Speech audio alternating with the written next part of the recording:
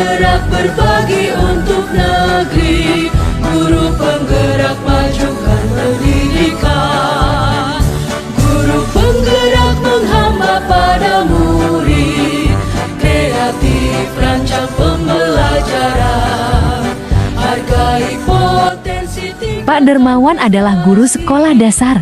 Minggu depan, ia akan mengajar murid-muridnya materi tentang cara kerja salah satu sistem organ tubuh manusia, yaitu sistem organ pencernaan. Saat merencanakan pembelajaran, Pak Dermawan mempersiapkan beberapa sumber belajar yang menurutnya akan membantu murid-muridnya belajar sesuai dengan kebutuhannya. Sumber daya belajar yang ia siapkan diantaranya adalah: 1. Sebuah poster diagram yang menunjukkan bagian-bagian organ pencernaan yang dipinjam dari perpustakaan.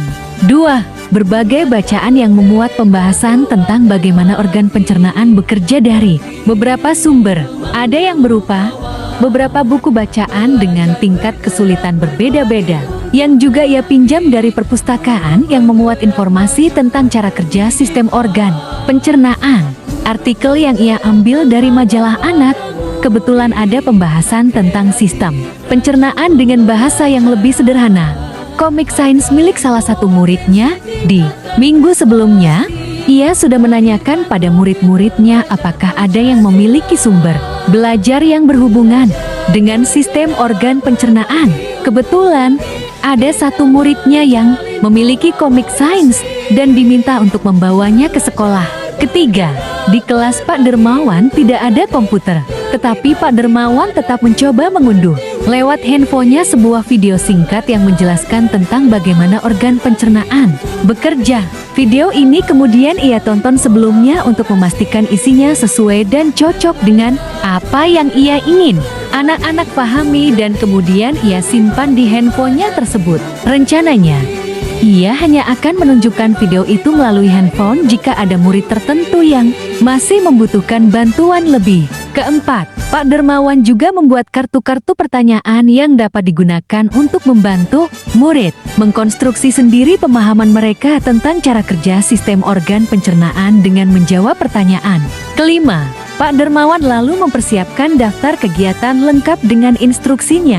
Misalnya, membaca buku atau artikel atau komik, mengamati poster atau diagram, mendiskusikannya, dan kemudian membuat ringkasan untuk menunjukkan pemahaman tentang isi poster tersebut. Mewawancarai petugas UKS, menjawab kartu-kartu pertanyaan. Aktivitas-aktivitas tersebut walaupun berbeda-beda, namun semuanya bertujuan agar murid memahami cara kerja sistem pencernaan. Keenam, di awal pembelajaran, Pak Dermawan memberikan penjelasan kepada semua murid yang ada di kelasnya tentang tujuan pembelajaran dan konsep kunci yang ia ingin anak-anak kuasai. Lewat proses tanya jawab dan contoh-contoh, ia juga memastikan bahwa murid-muridnya memahami apa yang dimaksud dengan sistem.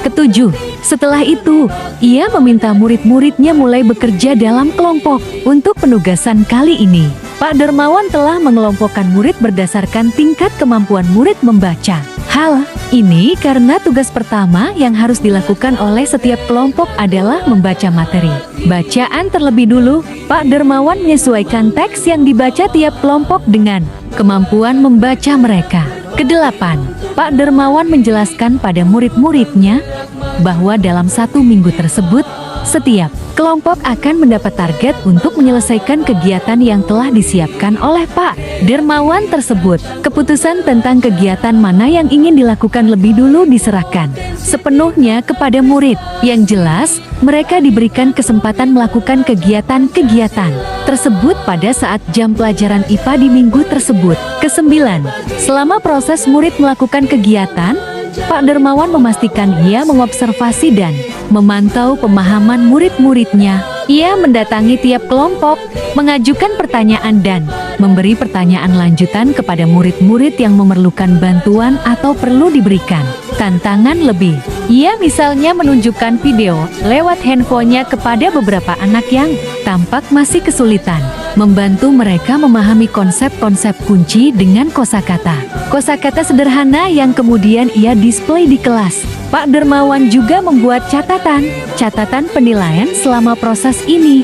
Setiap jawaban murid, pertanyaan murid, ia perhatikan. Ia gunakan informasi ini untuk menyesuaikan tingkat bantuan yang ia berikan pada murid. Ke-10, Pak Dermawan kemudian melakukan penilaian untuk mengetahui sejauh mana murid-muridnya memahami materi tersebut. Ia kemudian membuat penilaian berjenjang tier assessment untuk murid-murid yang kemampuannya kurang. Ia menugaskan mereka untuk menjelaskan alur pencernaan dalam sebuah diagram alur sederhana yang dilengkapi penjelasan singkat dengan menggunakan kosakata sederhana sesuai dengan yang telah mereka pelajari dan bahkan telah di-display di kelas. Untuk murid-murid yang kemampuannya sedang, ia meminta mereka membuat sebuah cerita narasi tentang alur pencernaan dengan kosakata yang lebih bervariasi.